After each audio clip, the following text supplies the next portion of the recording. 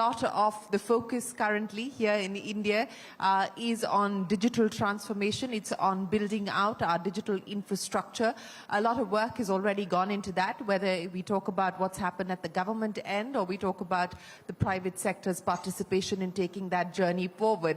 I have with me a diverse set of panelists here who are each going to talk about their individual stories and, more importantly, talk about why they're placing their bets on India. So very quickly, let me start by getting right into the heart of the matter.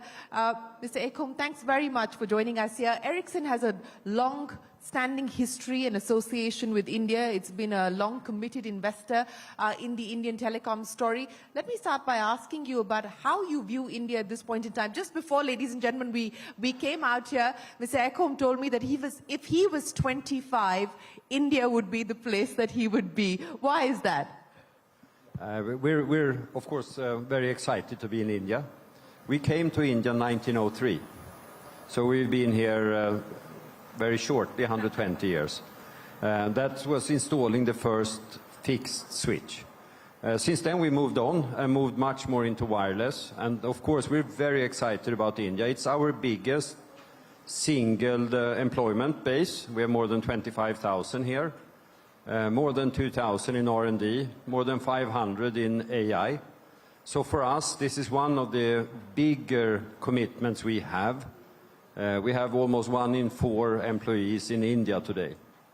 And what we are excited about is, of course, the build-out of 5G that's happening here, and the earlier build-out of 4G. And why is that exciting? Well, I think the consumer actually digitalized on top of 4G. So we saw all the big consumer applications developing over the last few years. We've seen them develop in the 2 countries that built out the first 4G networks in the world. That happened to be the United States, and it happened to be China.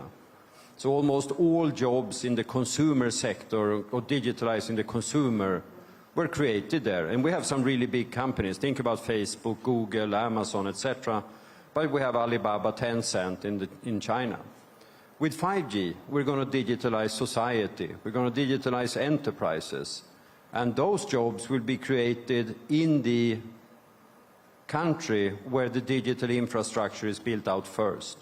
And the 5G, with the pace India is building out 5G, it will have the most modern infrastructure, digital infrastructure in the world. And that's why I am excited about India, but that's also why if I would be 25, I would move to India. Well, that's good to hear, and we hope other 25-year-olds around the world are listening to what you have to say. But Mr. Lundmark, let me address the very same issue with you as well. You had a meeting with the Prime Minister recently, and you discussed, of course, the Digital India opportunity. Nokia has also been a committed investor here in India. You're also excited about what 5G means for India, for the Indian economy, and for you as a company. Take me through the bull case for digital transformation in India today. Well, first of all, India has quickly grown to our number 2 country or market in the world, and it is also for us the number 1 country in terms of employment. We have about 16,000 employees here, large manufacturing base. We are exporting from India. We are building, for example, 5G base stations here that we are exporting to other parts of the world at a significant technology and R&D development base as well.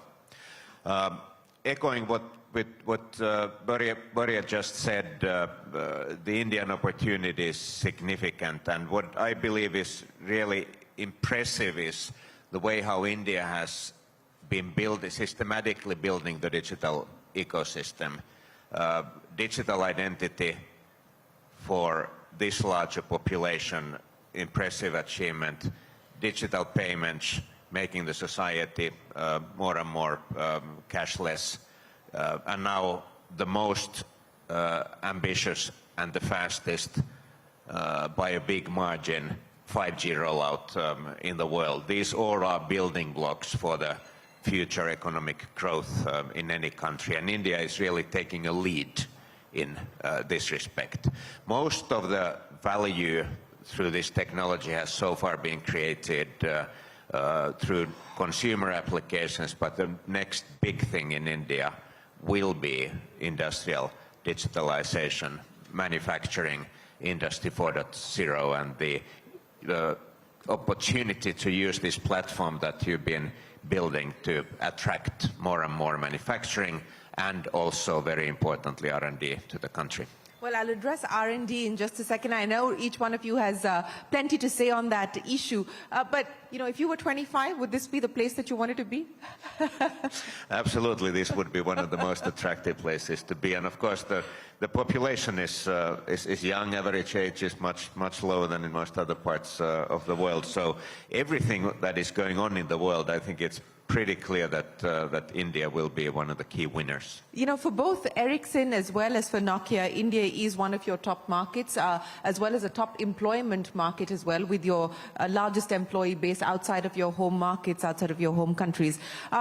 Future incremental investments, you talked about the export opportunity and how you're actually exporting base stations out of India. What is that going to mean over the next 5 years in terms of incremental investments, in terms of adding capacity here in India? Well, of course, our Indian customers are investing a lot. And when you said that this would be our largest base outside of our home, no, actually, this is our largest base in employment globally. Oh, okay. It's the #1 country, and it's also a #1 manufacturing country globally. And now everything we are currently seeing, not only in India but in other parts of the world, means that we are going to be increasing our manufacturing capacity. Here we are doing it right away, and we are also increasing the R&D investment. So the future is looking pretty bright here. Okay, the future is looking bright. I was hoping that you'd quantify how bright it is with a number. Are you willing to do that? Well, that depends on how you define the scale. We have 16,000 people at the moment, and we are going to most likely be a much larger employer here in the future. But I am going to disappoint you, and I'm not going to quote you a number that how many people. Okay. But I will give you one number, which is actually in public domain. We had 30% growth here last year, about 1.2 billion. Euro sales. That growth is accelerating from the base of 30% growth. So this is clearly our fastest growing market at the moment. Well, that's nothing to scoff at. To be able to grow on that kind of a base and accelerate growth on that kind of a base is significant. But Sandeep, let's talk about the opportunity that both Mr. Lundmark as well as Mr. Ekholm spoke of, and that is the opportunity of building applications out of India for the world. How are you seeing that happen? You know, we talked about Facebook or Meta now and the companies that evolved at the start of the internet era. And the expectation now is that with the advent of 5G, with what we're already seeing as far as SaaS companies building from India for the world, this is only likely to pick up pace and accelerate further. How do you read the landscape today? Absolutely, Shireen. And you know, there are two types of digital transformation that's happening, right? The one transformation is the Bharat transformation, which is focused internally on India. And there you see Jan Dhan, Aadhaar, the mobile penetration, OCEN, ONDC, Ayushman Bharat. That's the Bharat digital transformation that's happening for the country, by the people of the country.